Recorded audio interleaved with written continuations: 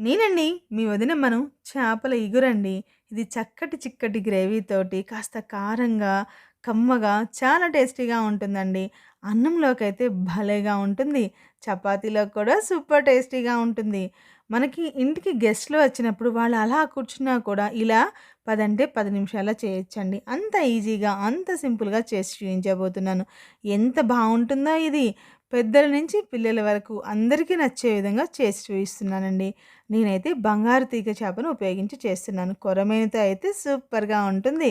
పొయ్యి మీద కళాయిని పెట్టి కాస్త ఆయిల్‌ని వేసి అది హీట్ అయ్యాక కొంచెం జీలకర్రను, ఒక చిన్న మెంతికూర కట్టను యాడ్ చేసుకోవాలి.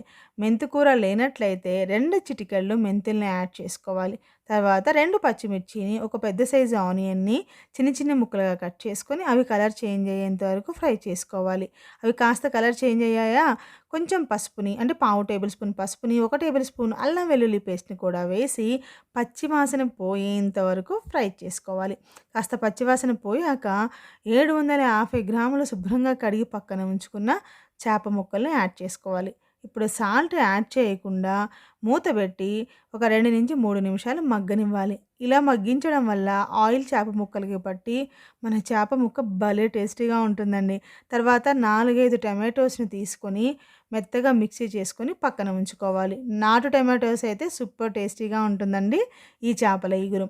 ఆ టమాటో యొక్క పేస్ట్‌ని కూడా యాడ్ చేసి 2 టేబుల్ స్పూన్ల కారాన్ని, 1.5 టేబుల్ స్పూన్ ఉప్పుని యాడ్ చేసుకుంటున్నాను. మీరు కాస్త ఘాటుగా తినేవాళ్ళైతే 3 టేబుల్ స్పూన్ల కారాన్ని, 2 టేబుల్ స్పూన్ల సాల్ట్‌ని యాడ్ చేసుకుంటే పర్ఫెక్ట్‌గా సరిపోతుందండి.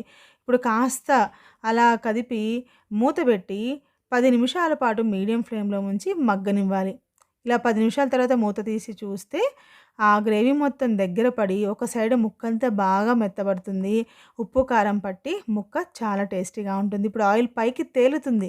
ఈ స్టేజ్‌లో 1 టేబుల్ స్పూన్ వరకు ధనియాల పొడిని, పావు టేబుల్ స్పూన్ వరకు గరం మసాలాని వేసి ఇప్పుడు ప్రతి ఒక్క చేప ముక్కని కూడా రివర్స్ సైడ్ ఫ్లిప్ చేసుకోవాలి. జాగ్రత్తగా ఒక గరిటె సహాయంతో ప్రతి ఒక్క ముక్కని కూడా రివర్స్ చేయండి.